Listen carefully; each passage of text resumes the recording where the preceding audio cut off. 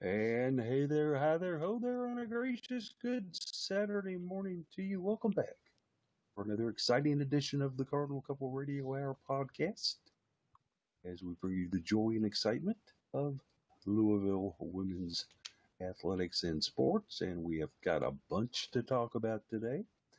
We've also got a full house again for the third straight week in a row, I think, here, as we all got the gold stars for attendance marks. So congratulations, guys, on that. Make sure and clean them off with sanitizer. And a show that's going to have a lot of different topics in it today, as we'll be covering many different issues. But as mentioned, a full house today. Jared, who was a birthday boy this week, is with us this morning.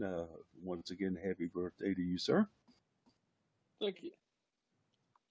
And we have Case Hoskins with us today. He and Jeff, I'll just put this, have been throwing initials and diagrams and techniques at each other for about the past 15 minutes since I jumped in here trying to get things straightened out. And I think they're both full of BS from what I was able to see on Case. Is that what I got out of that? Or? Yeah. Well, I mean, yes, but an bunch not of because of BS. this. Oh, BS. Yeah, I like that. So, a fun show. We'll kind of start it out as normal here, though, and go through our scheduling and Twitter information that we've got coming up for this week. So, Case, give us some BS. I mean, give us scheduling and Twitter. Yeah. So interestingly, the schedule already takes a hit. We've cautioned as we've gone along that schedules are flexible and things change. We've seen it a lot with football so far this season across the country, and now it takes its root here at UofL already. It actually is going to impact two teams that were on campus this weekend that I didn't realize until today. But Duke was supposed to play last week against Syracuse, and that didn't happen in field hockey. But so today, football taking on Pittsburgh at noon. The show will be over before noon. So if you're watching this live, look at you. If you're listening to the podcast, you're probably a little bit late. Field hockey taking on Duke at 1 p.m. Like I mentioned, that'll be the season opener for both teams, Louisville and Duke, since Duke didn't play Syracuse last week. That one's on ACC Network Extra. Tomorrow's will be on ACC Network Standard. So I did find out that if I can use my YouTube TV login to log into ESPN and get ACC Network Extra, so that's nice. Volleyball was supposed to play at 4 today. Originally 6, 4, something like that. 4 was originally going to be 7, but then 4. It was originally going to be 7, then it was going to be 6, then it was going to be 4, and then now it's not going to happen at all due to COVID-19 protocols. That's the only information we have on that. We'll talk a little bit more about that later, but we do not know whether that is Louisville initiated or Notre Dame initiated or what's going on there. But they're not going to play that match today. I think it's safe to assume they're probably not going to play that match at all, but we'll see what happens in the coming days if we have any announcements. Tomorrow, field hockey versus Duke again. Like I mentioned, only the first match, I don't remember what they call them in field hockey, will count for the ACC conference standings. So Louisville would really like to win both. They'd really like to win today. If they can't win both, they'd really like to not lose both. That's how that works. That one's at 1:30, and like I said, on the ACC Network Standard. On Monday, 28th, men's soccer is taking on Kentucky. They'll be one of the only teams playing the Battle of the Bluegrass this season, at least for the fall season, as far as I'm aware. That one's in Lexington at 7:30 p.m. No television listed for that one. Women's soccer back underway. They'll have their home opener against Syracuse on Thursday at 7 p.m. That one will be available on the ACC Network Extra. Polly and Jared in attendance. Me watching on TV. Jeff doing Jeff things. Watching on some device, probably, yeah. Then next Friday, Louisville hosts another team from North Carolina. This one, the UNC Tar Heels, in field hockey. That one will be at 4:30, and it'll be on the ACC Network as well. Then men's soccer hosts Notre Dame, as long as Notre Dame isn't in complete meltdown mode as a university by then, at 7 p.m. on Friday. And volleyball will play their next scheduled match, presumably, at Boston College at 7:30 on Friday evening. There's no TV listed for that, probably on ACC Network Extra, though, if I had to guess. think it'd be a good assumption on that one. Then I guess Saturday morning next week, before anything else gets underway, Louisville will be hosting the Live in Lou Classic for cross country at EP Tom Sawyer. A great cross country course by any stretch of the imagination, hosting NCAA events and such in the past. So we move on from scheduling to Twitter. I tweet is at BST case scenario, best case scenario. I, unlike pretty much everyone else on my timeline, didn't tweet about the Reds making the playoffs last night. I didn't either. I don't know how. I did. I don't know how I managed to not. Baseball. I avoided it. Me somehow. Don't know.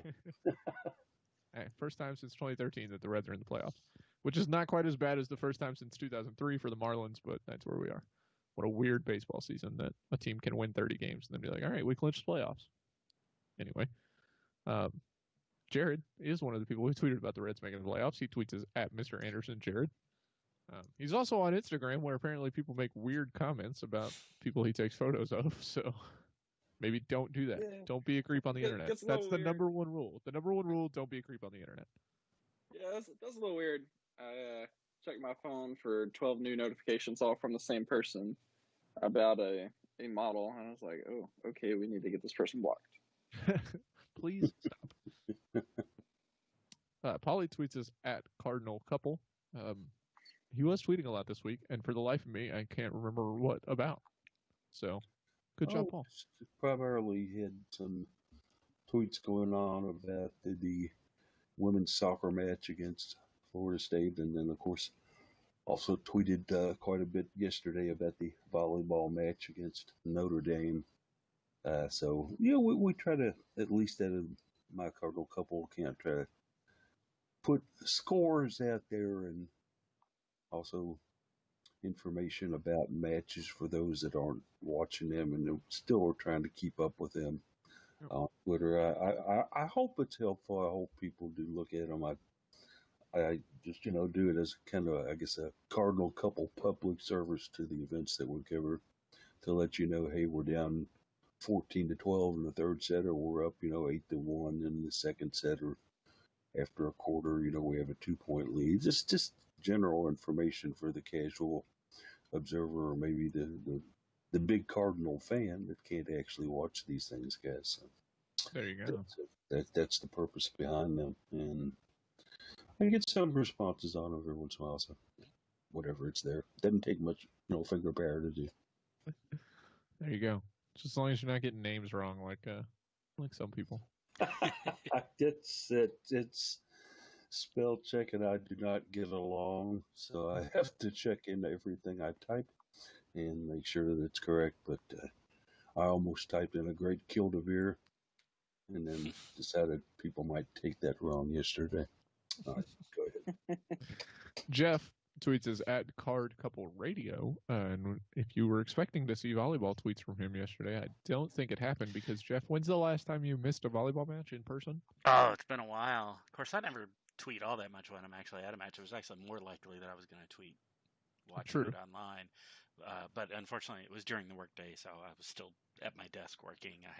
I did have it pulled up and was watching, but didn't get to really pay the close attention to it that I normally do. Jeff also tweets us at Jeff McAdams.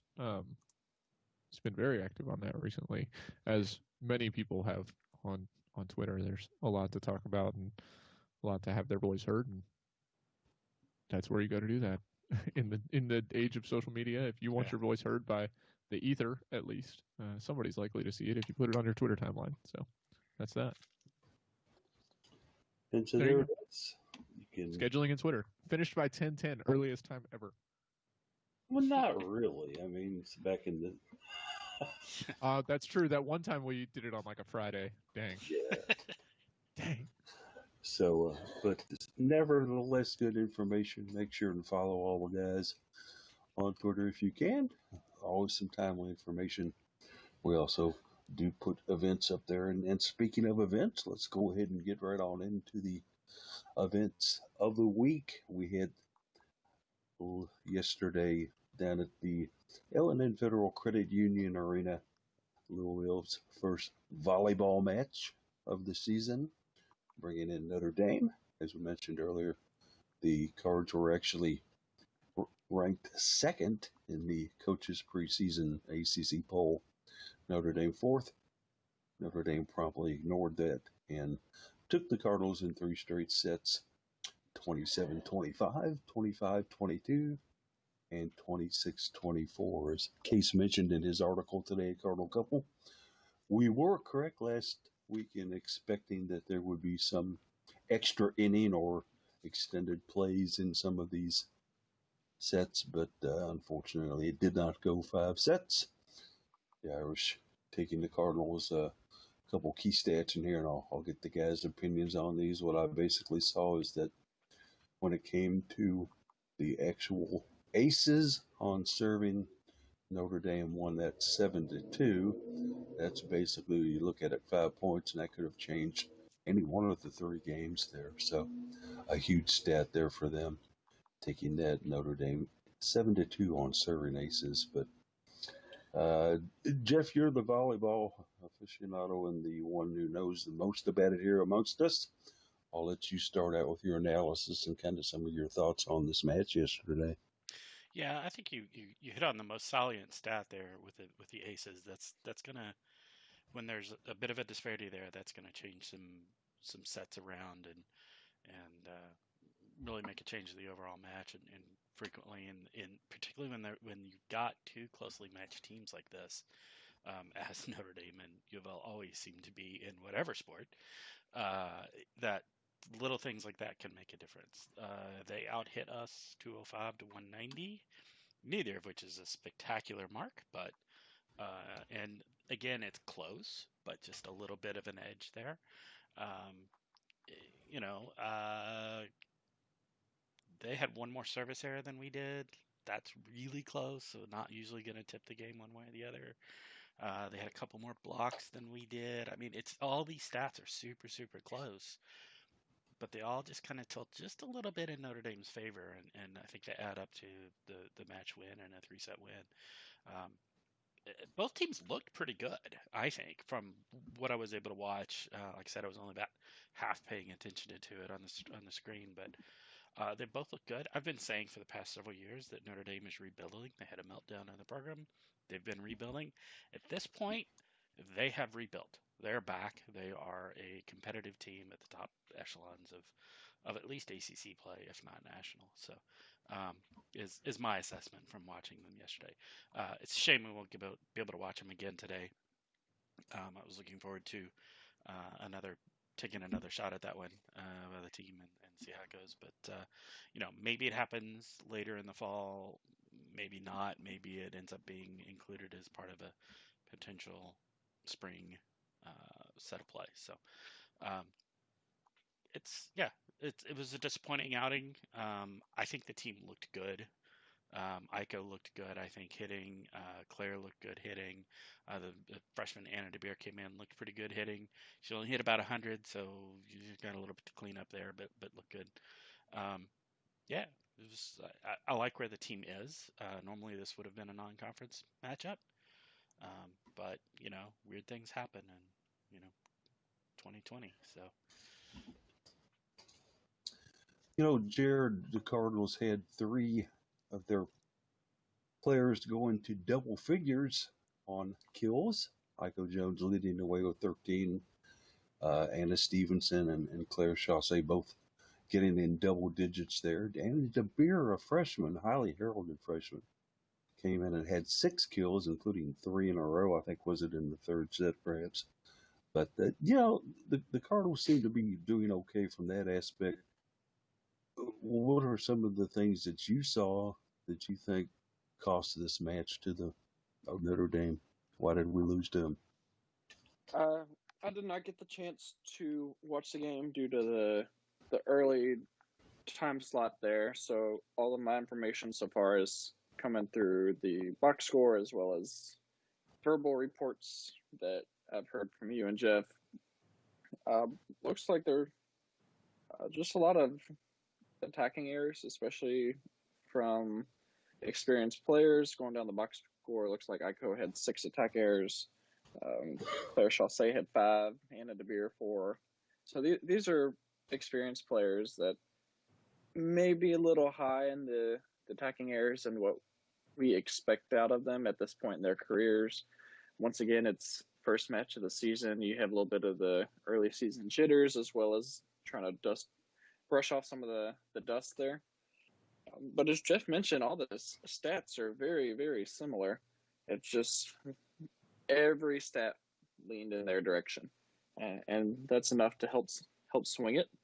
I don't think, based off of looking at the scores and how close they were, I don't think at any point we saw the Cards panic, which that is good. I think that shows that the team has plenty of experience and they understand these close game situations. It's just sometimes the ball doesn't fall the direction you want it to, and maybe that's just what happened here.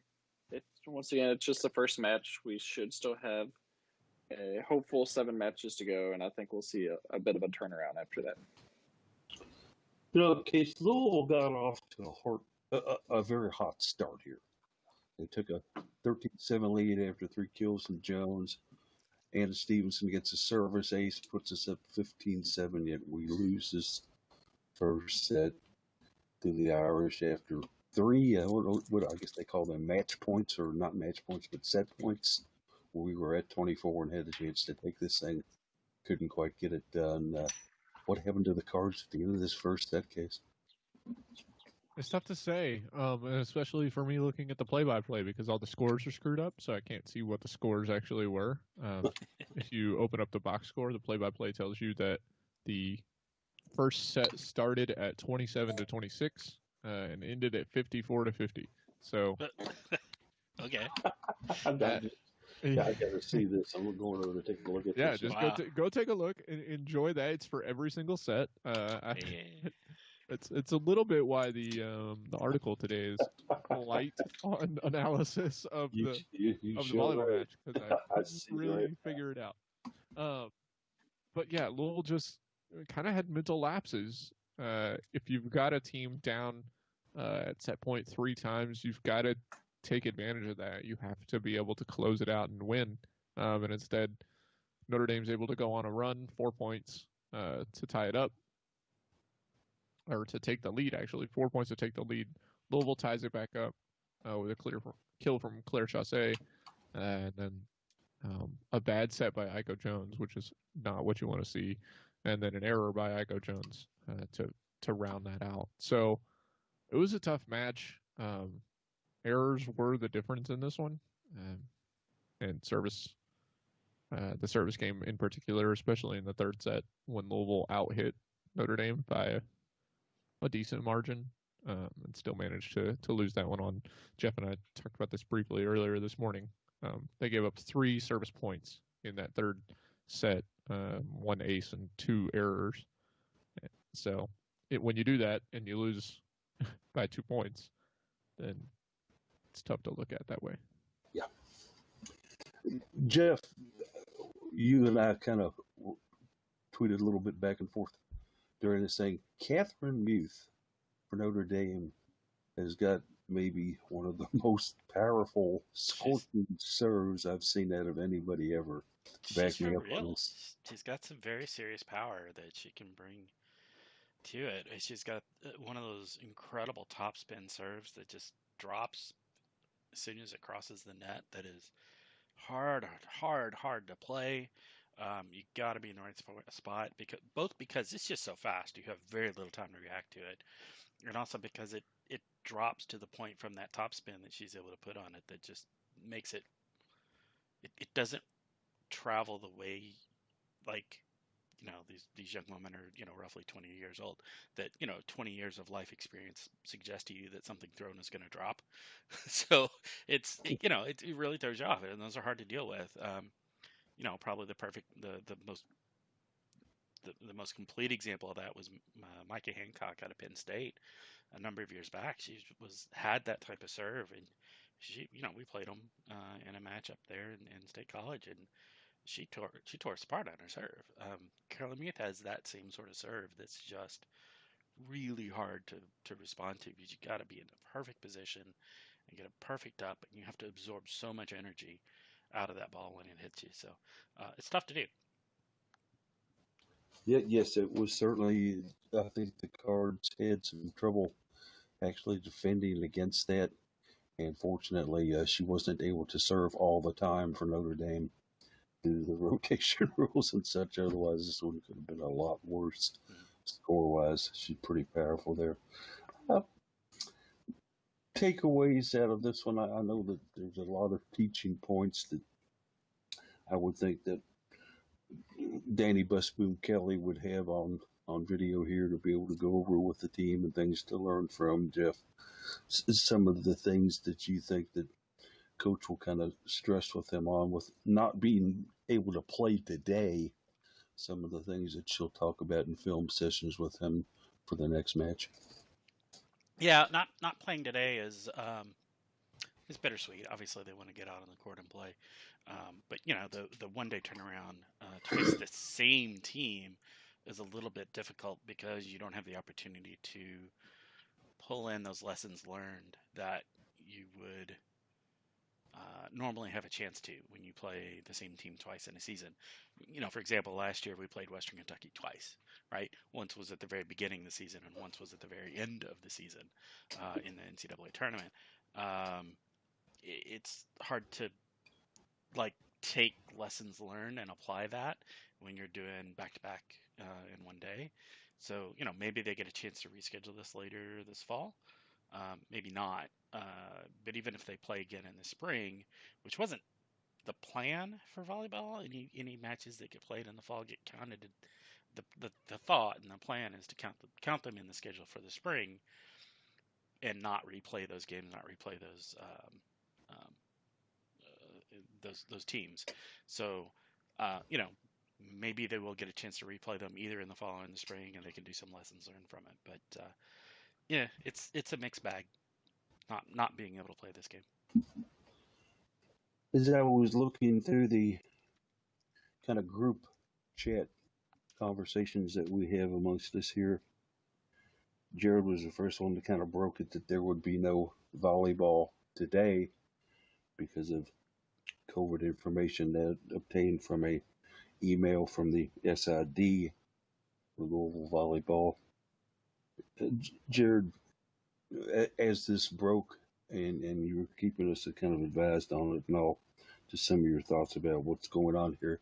Is it something that Notre Dame brought with them from South Bend? This case, and I kind of discussed, was it just a random case on campus? What do we know about this? What do we think about this?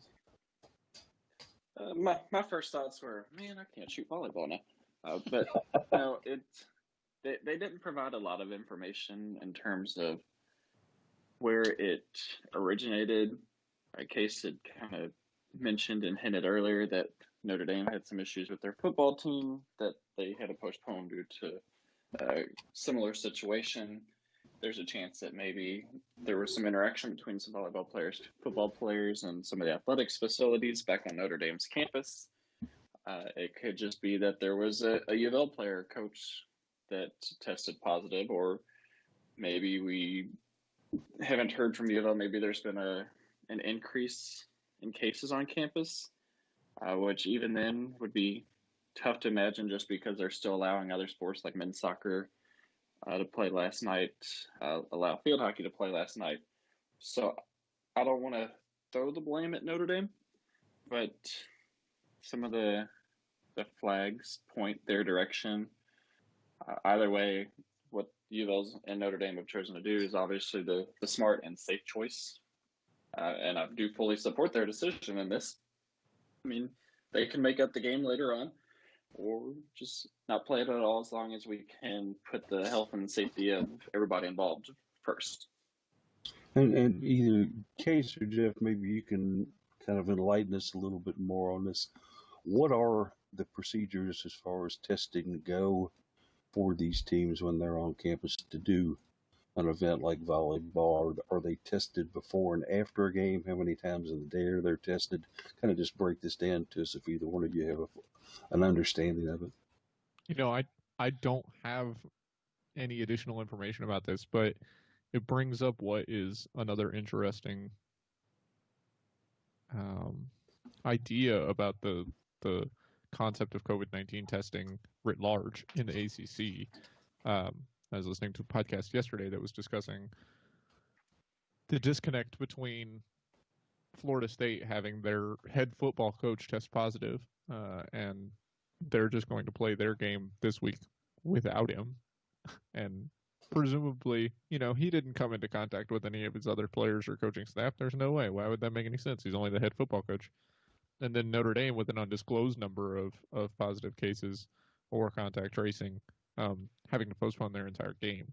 So just in the same sport, in the same conference, we can't get consistency. So it's hard to say what's going on between two teams. And it's just speculation that Notre Dame's volleyball team brought this with them from Notre Dame's football team.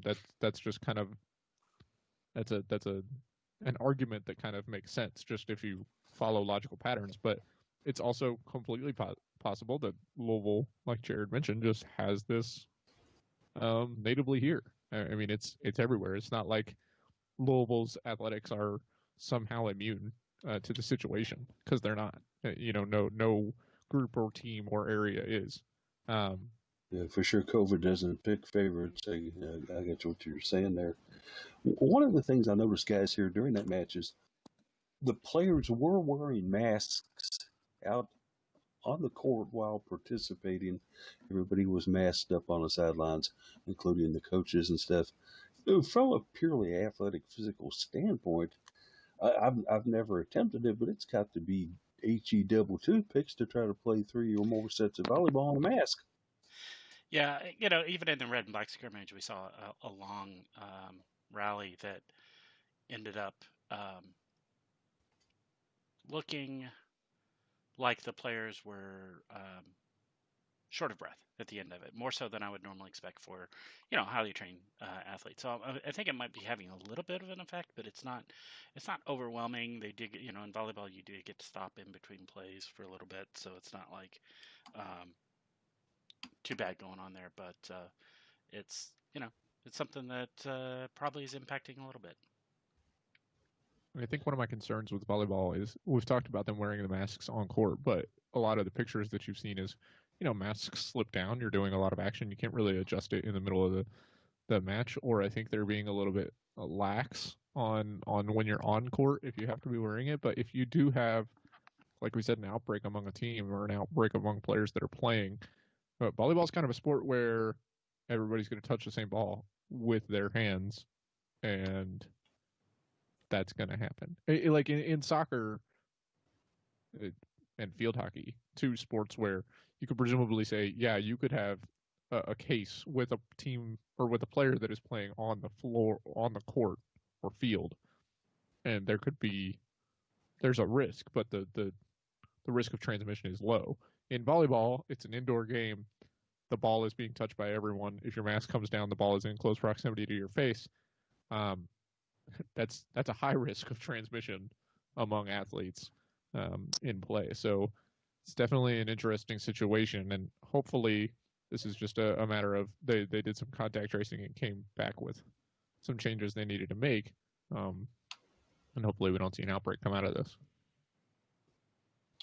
Yeah, that would be the prime hope right there, I think, and concern, that we don't see an outbreak out of this for sure. It's kind of looking at it, we certainly hope that contact tracing does its job, and that there is nobody that gets, deathly ill over this at all, and that the teams will eventually be able to reschedule, their activities. I'm not sure what the protocol is right now for them to have to go through, whether they're going to be quarantined for a while, whether they're going to be in isolation. When will Notre Dame actually be able to go back to South Bend? A lot of questions still remain here. We'll have to see on those. But, Jeff, we talked about a close match. It certainly was close in some of the sets with the Cards start the season 0-1. So, final thoughts, I guess, on that. Yeah, the only surprise is that it was only 3 sets. I mean, otherwise this is a typical match for us versus Notre Dame. We talked about last week how many matches against Notre Dame. It was 5 of the 6 previous matches against Notre Dame before this one went 5 sets. It's this is par for the course when playing them. This was Notre Dame was the team that we played that we had like 5 overtimes in a basketball game once. I mean, this is what we do. So in a lot of ways, this is not at all surprising. It's unfortunate we came out on the wrong side of that. We'll have a chance to look at it and figure out how to correct things going forward. This is normally what non-conference matches are all about when you start the season. So, 2020 is weird, so it's what we've got. Moving on over to another sport. This one took place actually off campus earlier this week. We saw Louisville women's soccer go from Miami, Florida to Tallahassee, Florida. Took on a very, very good Florida State women's soccer team and barely lost that one, 1-0. And I guess we'll start with you, Case. Gabby Cazellas was a shining star. Yeah, Louisville played this match kind of how you expected them to.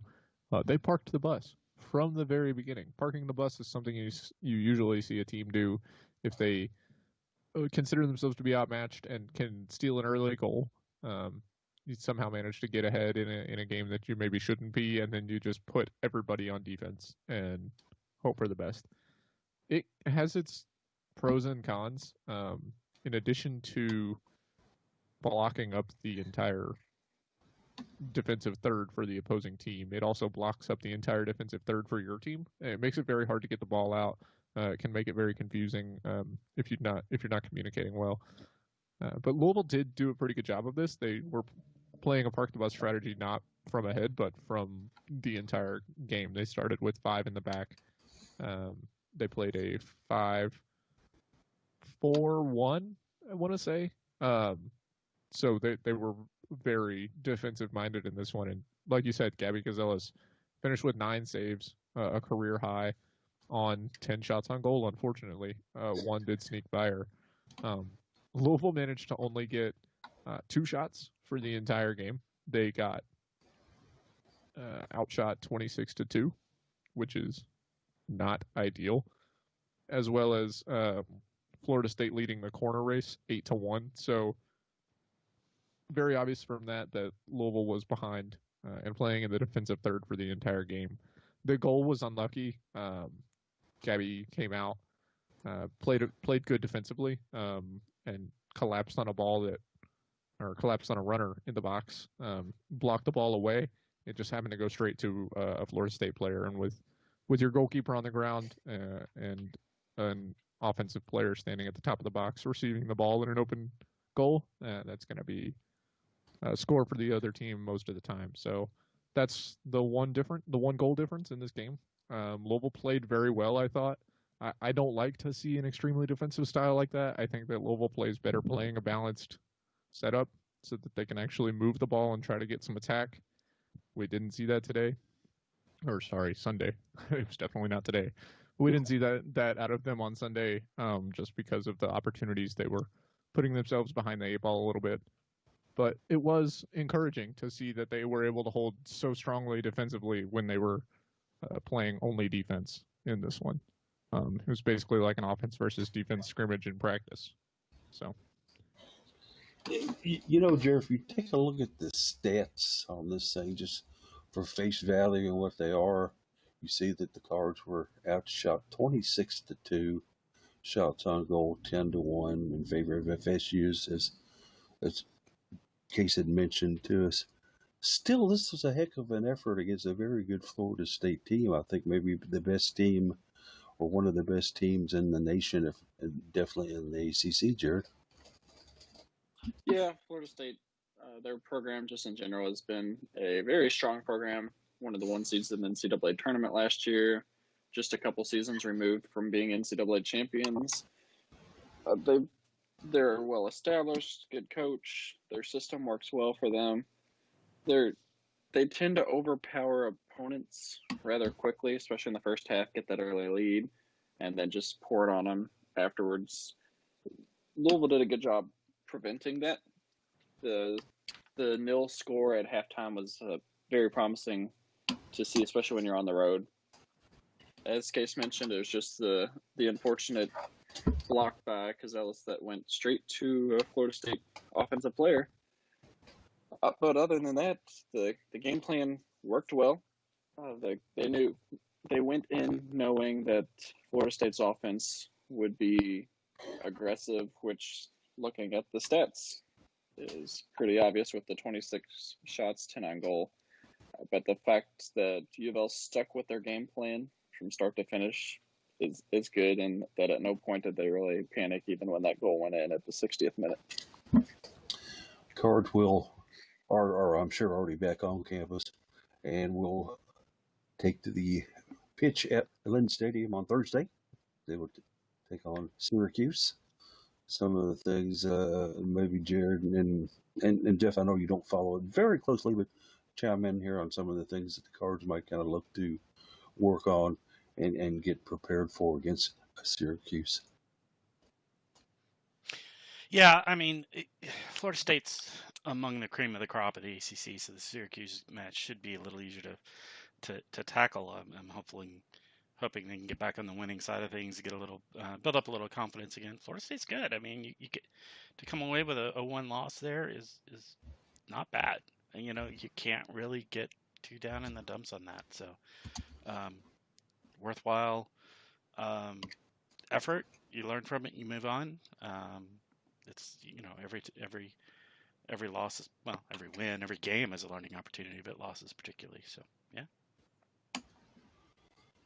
Case, as far as things go for that, I know we're going to probably look a lot at Amina Ekic to do some great things in this one. You take a look at it, Syracuse has only played one game so far, as they have gone up against Pittsburgh and fell 0-2 to the Panthers at Pittsburgh. So that obviously, I think, kind of bodes well for Louisville in the fact that Syracuse hasn't won a game yet. But do they need to get a little more involved than she's already been? I mean, she seemed to have been everywhere in the last two games. Yeah, I think that she's as involved as she's going to be. Like I mentioned, when you're playing Park the Bus from the start, some of your more shining offensive players can't do that so much, especially when you play a really compact lineup.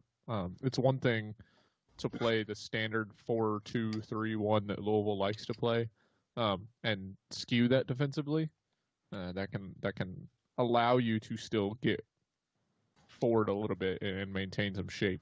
But when you're playing a formation that wants to put the entire team at the back anyway, then even when you try to break out offensively, you're not really set up to do that. Louisville was playing, like I mentioned, that 5-4-1, very compact, very tight. Your zone, your formational position, when you're set up that way, is pretty much you're going to have 5 players that are supposed to remain in the defensive third, or at least the defensive half, and then the next 4 maybe play that middle third, and you're not really supposed to get forward on offense at all. Amina Ekic does very well getting forward. She does well passing to the wings and working the ball through the middle at the same time. Or she can do both, right? She can play it outside. She can work the ball through the middle on her own. The formation just didn't set itself up for that.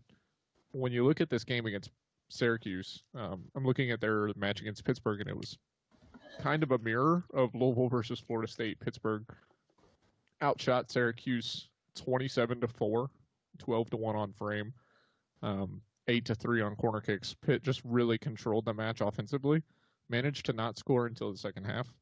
Both of those goals coming in the 58th and 76th minutes. But if that's how Syracuse's offense and defense are going to be, then I think Louisville is going to have a good time with that, because they do such a good job playing balanced, and we know that their defense can show up when they need to, as evidenced against Florida State there. So it'll be interesting to see how Louisville bounces back from this. I think that they will just go back to their standard balanced style of play and their standard formation. And I think that we're going to see Amina Ekic and Delaney Snyder get right back to what they were doing against Miami and not be shackled down by playing so defensively against a very strong team like Florida State. Something I know Cardinal fans will certainly wait to see. And based on what we saw last night when the men's soccer team was playing a very good Wake Forest team, it appeared, I don't know, what would you guesstimate about maybe 200 in the stands in there, maybe more than that. They didn't show the stands very often at Lynn Stadium, but there were some people in attendance there. Hopefully the protocols are going to be the same for women's soccer. I haven't seen any updates on that, Jared. Is that a pretty safe and fair number, you think, for people to be in that Lynn Stadium environment? It's an outdoor stadium that if they had opened up all four sides, you could fit a lot more people in. I know that it seems like there's been a decline in attendance over the last few seasons for both men and women's soccer, which is kind of sad. But in terms of how many people are normally there, I felt like they could still easily and comfortably fit everybody in the stadium. So it's kind of sad to see that they aren't opening it up to more people.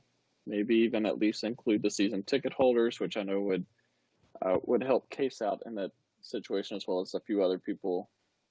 I'm not really sure what they were doing in terms. I didn't get a chance to watch that one either. If they're having the ball kids out there, or if the players are responsible for grabbing their own when it goes out. So maybe one of y'all had seen that a little bit better. But I think in terms of trying to keep the pitch clear, it's nice that they limit the number of people that are out on the pitch itself.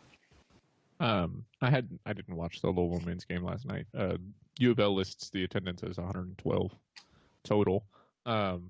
And I have seen multiple teams do it different ways. I think that the two matches that I'm thinking are the game versus Miami and the game versus Florida State. They both did it differently. One did balls on cones for out of bounds plays, and the other one did ball kids. So another sign that the ACC has no interest in unifying their response to things and how teams are going to manage stuff. But that's where we are. And I did switch over to watch a little bit of it. From what I could tell, there were no ball kids in Lynn Stadium tracking things down. They basically had things like the playground closed, the boiling point, which is, of course, over on the, I guess you would call it the east side, over there, the little triangle seating area where we would often see student athletes and such. In that area, that was closed down.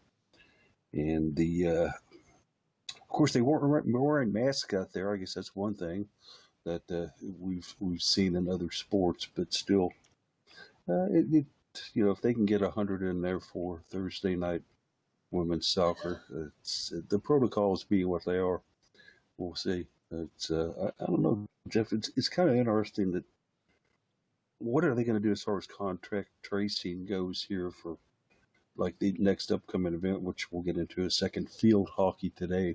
So far, field hockey is on, despite a breakout on campus, and how does contract tracing and all that. I'm a bit confused. I thought they might have seriously considered canceling today's field hockey stuff. Your thoughts on it?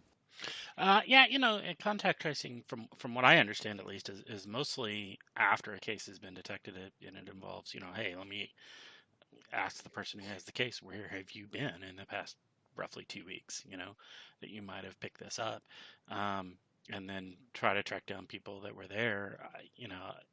Obviously you don't have a roster of people who have attended something like this, so it makes it a little more difficult to do that process. If they're maybe as part of the limiting it to guests and a limited number of students, as they've said for field hockey, then they kind of do have a little bit of a roster of people who are going to be there that they can say, okay, we've had a case that was up in the stands. Let's contact people that were there based on the contact information we have, and let them know, hey, it's a possibility. Get it checked out. It's the whole concept of contact tracing, and I think that influences part of the design of how they're doing these events. is to be able to get that roster of people to be able to contact if need be. Such strange and interesting times here in 2020, and then talking about fan levels and the protocols and such that have to be going through. But they will indeed take the pitch today at Traeger Stadium. Louisville bringing in Duke. A Duke team that has been great in the past, maybe kind of slipped a notch last year. Not really sure what they've got coming into this year, but one thing we know for sure, Louisville has Meche Pastor, and that's a pretty darn good thing, isn't it, Jared? She's fun to watch. Her ball control, her handling of it it's unreal. It's almost mesmerizing in a way. I remember watching on some of the scrimmages in the past, and they would just kind of goof around at the end and do just some PKs. And just watching her and see what her creativity is, it's exciting. And you never know what's going to happen when she's on the field. Defenses really have to take account for how good she is, and often you have to double team her, which allows scoring opportunities for everybody else around you when you're so focused on one player. And I think there's a very strong supporting cast around her that will allow for some nice scoring opportunities this weekend against Duke. Jeff, the days of Aisha McFerrin are gone now, but the Louisville field hockey team still has two very, very good goalkeepers in place who kind of alternate back and forth a little bit. About the strength of having two good goalkeepers in there for Louisville today.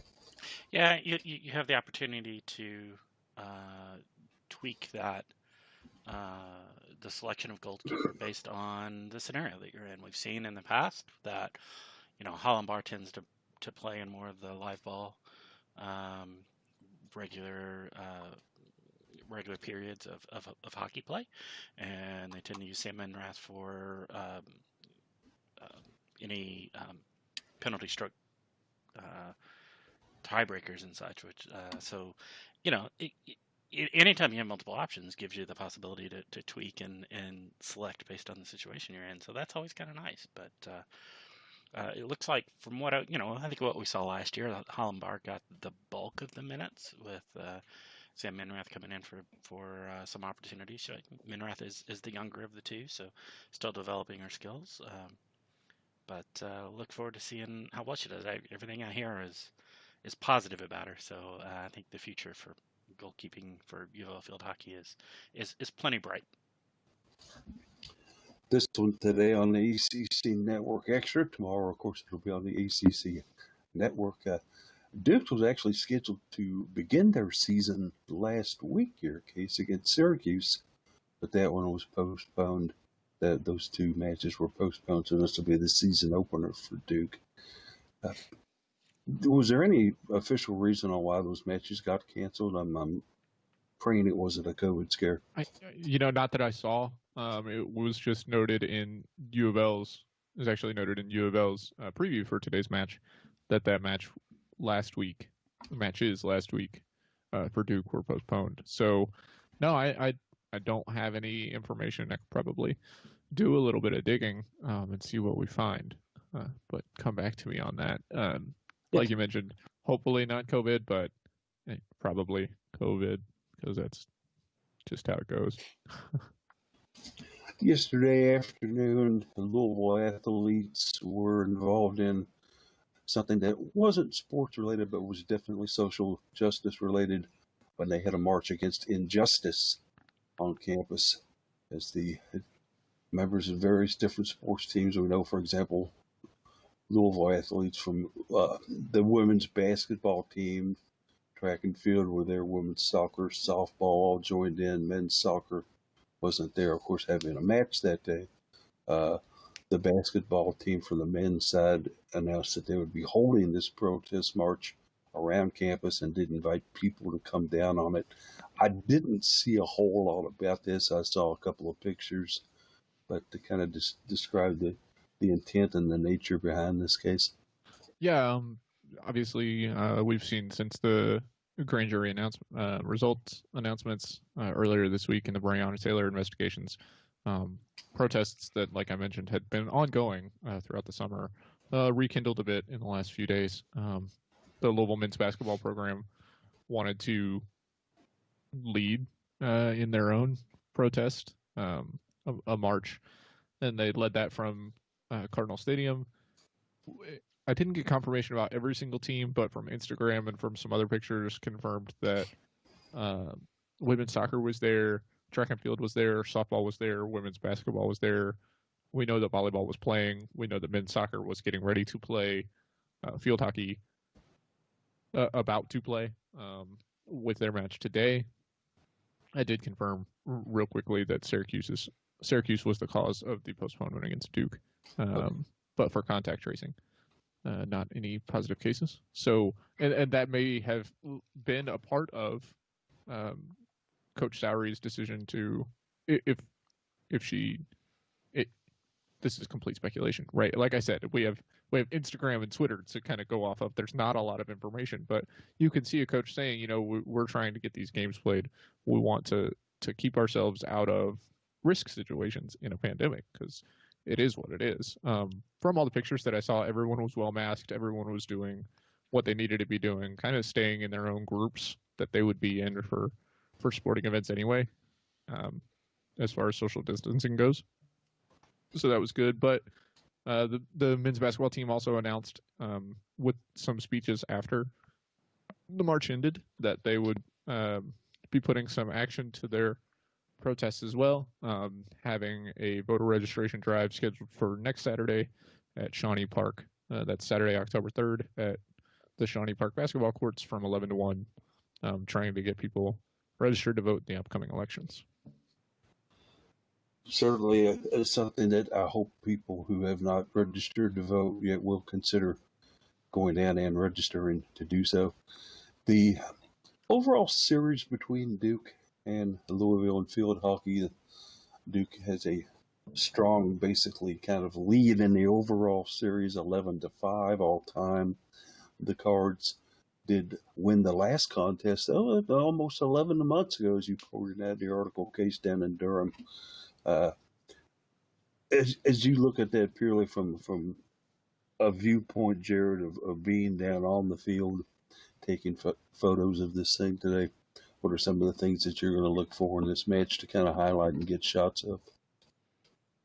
Well, just being this season opener, I want to see how prepared both teams are, really, how well they are in shape, because practice situation versus a real game situation are quite different, as any student athlete will ever tell you. So a lot of it is just how much preparation they put into things, if they think they're in shape enough, and how they're going to handle the first game of the season. You got to shake off those jitters and get back down to things and realize, oh, we're playing a season. We got to do this. So that's kind of the most important factor when you have a season opener. Certainly, we wish the Cards the best of luck on that. That's 1 o'clock today. Think of other interest, guys, and things that we can talk about. Certainly, the WNBA. We only have one former Louisville great in action still there, in Angel McCoughtry, playing for the Las Vegas Aces. They unfortunately took a loss the other evening, 77-68 to the Connecticut Sun. No, not Gino's team. This is the pro team. Angel, not a whole lot of space between those, there's not a lot of difference between the teams either. But Angel McCoughtry coming in starting out or ending the game pretty strong for Las Vegas, as she had 14 points and 7 rebounds, only 21 minutes, 2 very early fouls on Angel. Kind of had her sidelined for a lot of the first half. But Asia Wilson, who's been so strong for the Aces all season long, led them in scoring with 20 points. The Aces, though, the number 1 seed in this WNBA tournament, guys, are down 2-1. I'm a bit surprised by that. I will say 2 things and then turn it over to you guys on this. First of all, Connecticut started the season 0-5. Came into the tournament as the 7th seed. And all of a sudden, here they are on the verge of maybe pulling off a very, very big upset on Las Vegas. Second of all, let's not forget that Connecticut was in the finals last year of the WNBA championships and returned a lot of players from that aspect and team. So we get the fourth game in this coming up. I think it is a Sunday tip-off. Jeff, some of the things that you're going to look for in this one? Yeah, and obviously, as a UofL fan, I gotta watch to see how Angel does. Right, I want to see her do well. She's been a stalwart in the WNBA, playing most of her time in Atlanta. It's her first year away with the Las Vegas Aces. She's so much fun to watch. She's always been fun to watch. Back in the early 2000s when we were watching her in Freedom Hall. I just love watching her play. She's fun to watch, and it's good basketball. It's one of the reasons I've always kind of liked the WNBA is because there's just so much good competitive basketball. You don't get a lot of blowouts for the most part, particularly once you get into the playoffs. I mean, somewhat true in any sport in any league, but certainly the case in the WNBA. You can't count on a team being a dynasty victory always. So it's just fun. I just love it. Yeah, I'm right there with you. I like the format that they're using here also with 5 games for the semifinals and the finals in this and having single elimination in order to get to that point. Although I think some of the teams that got eliminated would have preferred it being a best out of 3 early on. Still, I think it's the best format that you can come up. Almost kind of a scare about the wobble, though, Jeff. In case there was a situation here where Seattle didn't actually get to play in their opening game and had to have it postponed. Yeah, I think Jeff has more information about that when he was the one that brought it up. It's like, wait a second. Yeah. So they postponed the first game of the series, and consequently their series is 2-0 with Seattle in the lead versus the 2-1 that the Aces and the Sun are playing right now. Because they're a little behind on that because of that postponement. It was based on inconclusive tests. And they were very explicit about it being inconclusive. With the, some of the people responding, hey, it's either yes or no. It's, no, not really. It isn't. They're, testing is you're measuring, values of certain chemicals and antibodies, whatever, right? Whatever they're testing for. I don't exactly know the medical. I got a D in biology, and was happy to be done with it. So, so I'm not the expert on that part. I didn't even know to take it. Yeah. So I couldn't even spell it. This was high school. I got a D, and I was like, okay, I'm done. Good. Yeah. I'm out. Yeah. So this is not my area of expertise by any stretch of the imagination, but I do know that medical tests are not always conclusive. There are values and measurements and ranges, and there's errors, and hopefully the tests are showing you something that's beyond that kind of mid-range sort of response. And so they had some inclusive tests. They did the responsible and careful thing, postponed the game, did another round of testing. Everybody was cleared. Hey, great, go on, right? No problem at that point. So, it's a little frustrating to have games delayed. I'm sure that's tedious and annoying. They're already living in this bubble, the wobble. That's a bit of a stressor anyway. We've seen that all throughout the season. But it's the responsible thing to do right now. They go on and things are great.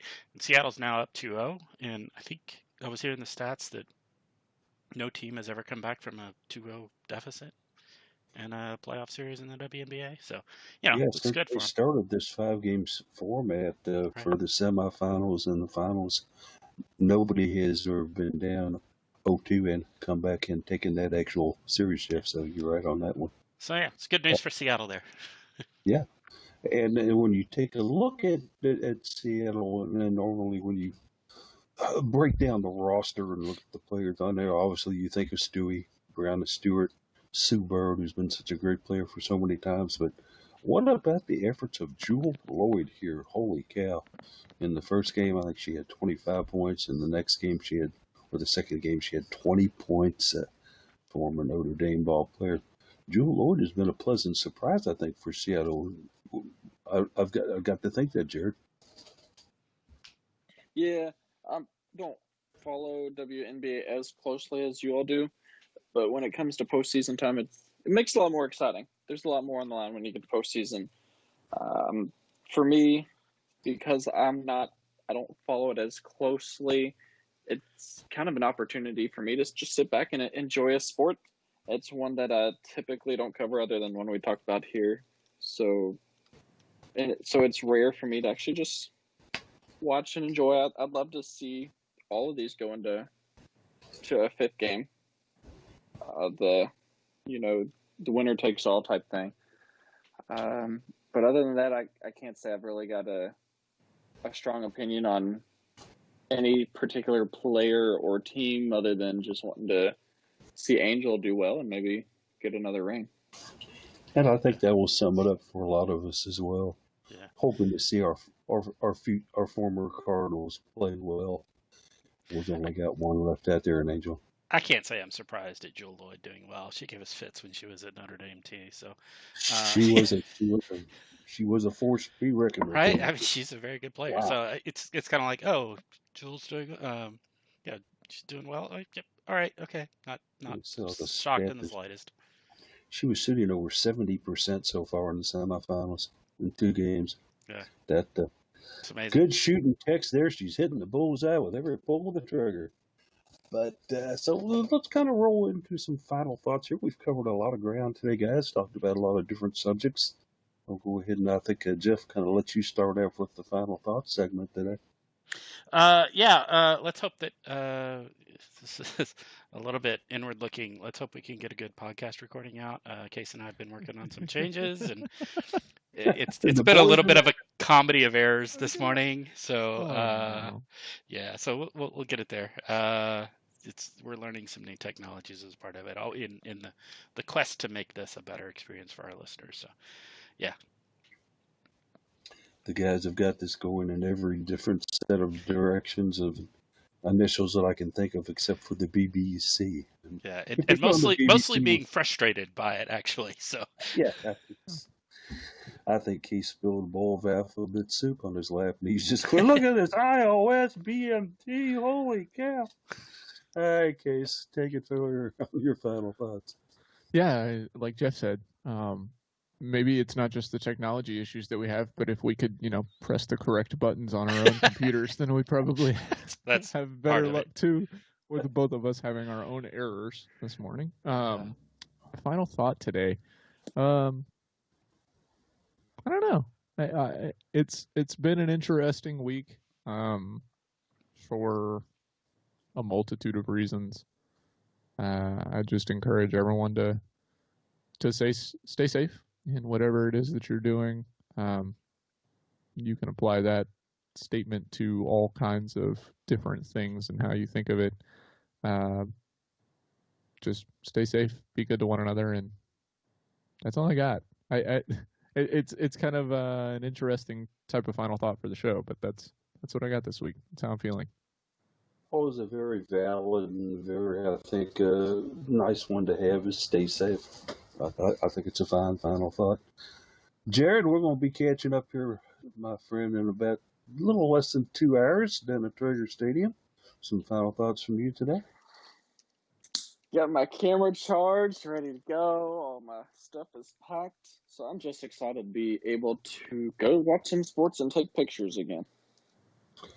And certainly a great final thought there, one that will be taking place down at Treasure Stadium, as I too will be down there in the press box that I understand will have just 8 people on it compared to the normal 20 that usually jam in there for field hockey. Protocols that had to go through, as Jared and I had to go through this morning, had to do an online assessment testing to check off certain items to make sure that we were okay, and that the fact that we would wear our masks at all times. Certainly we'll have a temperature scan when we get there. I'm sure the seating distancing will be spaced and such. It's just going to be flat weird, okay? I'm going to come out and say it. After covering a lot of events live for so many years in Louisville Cardinal athletics, this is going to be something kind of new, kind of different. I can say that I'm looking forward to it, but there's also a certain amount of trepidation going in there too to see how it all turns out. So, stay safe. I like that. I'm gonna echo it. Let's stay safe today. All right. Well, thank you everybody for tuning in to the Cardinal Couple Radio Hour podcast today. We hope you had some fun, maybe learned a thing or two. And we'll see you all next week back to our regular time, as far as I know right now, of 11 o'clock. Unless, of course, you know something we don't. Everybody have a great weekend. All right. Thank you.